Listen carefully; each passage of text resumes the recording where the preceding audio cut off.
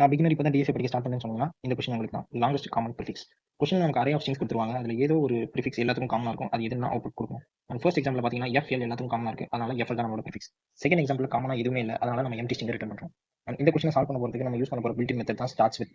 And இந்த starts with என்ன பண்ணுன்னு பார்த்தீங்கன்னா நம்ம கொடுக்குற ப்ரிஃபிக்ஸ் நம்ம கம்பேர் பண்ண போகிற ஸ்ட்ரிங்கோட ஸ்டார்ட் ஆச்சுன்னா ட்ரூ ரிட்டர்ன் பண்ணும். அப்படி ஸ்டார்ட் ஆனா ஃபால்ஸ். ஃபார் எக்ஸாம்பிள் 1 2 3 4 1 2 3 4 5ல ஸ்டார்ட் ஆகுதுன்னு பார்த்தீங்கன்னா இல்லை அது 1 2 3 4ல தான் ஸ்டார்ட் ஆகுது. அதனால அவுட்புட் ஃபால்ஸ். ஸோ இந்த மெத்தட் தான் நம்ம வந்து யூஸ் பண்ண போகிறோம்.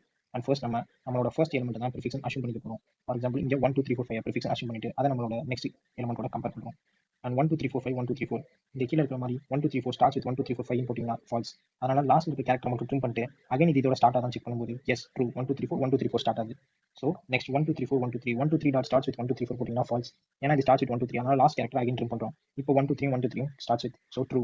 அகைன் 1 2 3 1 2 1 2 ஸ்டார்ட்ஸ் வித் 1 2 3 பார்த்தீங்கன்னா ஸ்டார்ட் ஆகல. அது 1 2 தான் ஸ்டார்ட் ஆகுது. So last character again trim பண்ணுறோம். ட்ரிம் பண்ணால் 1 2 1 2 காமனாக இருக்கு. ஸோ இதுதான் நம்மளோட காமன் ப்ரிஃபிக்ஸ் 1 2 தான் நம்மளோட ஆன்சர்.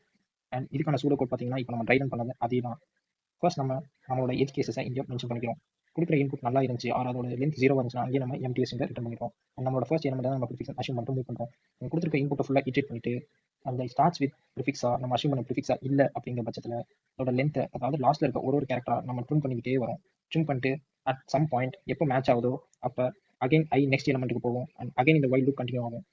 அண்ட் அட் லாஸ்ட் நம்மளோட ப்ரிஃபிக்ஸ் என்ன ரிமைனிங் இருக்கோ அதை நம்ம அவுட்புட் கொடுத்துருவோம். அண்ட் இதுக்கான டைம் காம்ப்ளெக்சிட்டி இதை ஃபுல்லாக இட்டேட் பண்ணுறதுனால பிக் ஆஃப் என். அண்ட் ஒரு தடவையும் நம்ம இங்கே ஸ்டார்ட்ஸ் வித் போட்டு செக் பண்ணுறதுனால அட் த worst கேஸ் இது will be the length of the prefix. அதனால இதோட time complexity big of n cross l space அடிஷனலாக இதை யூஸ் பண்ணனால பிக் ஆஃப் 1.